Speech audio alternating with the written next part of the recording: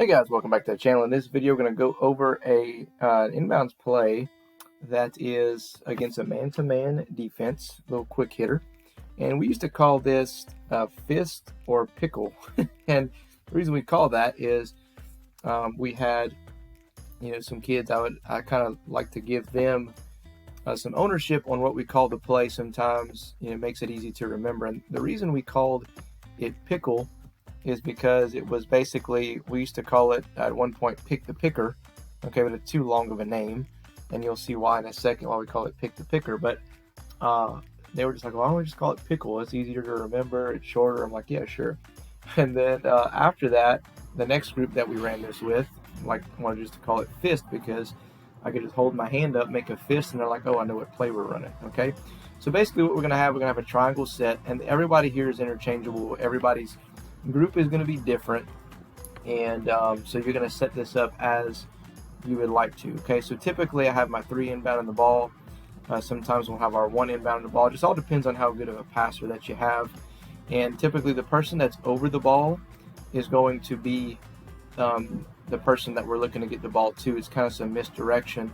What happens is basically that person screens up for this person to come down, and then this person screens up for the person who just picked, so hence pick the picker. And at any time, if this person is open on the first pass, ball side, we give it to him or her.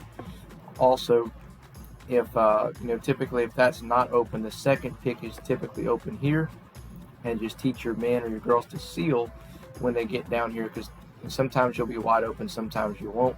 And then a bailout here, of course, is someone in the corner who can shoot the 3, or at least just dribble it out and initiate your offense. So we're going to take a look at this side first and then the opposite side after. As you see, 5 is going to screen for 4. 4 goes to ball side block. 2 screens for 5. And then that is typically open. Now we'll see on the opposite side here, 5 now screens for 2. 4 now screens for 5.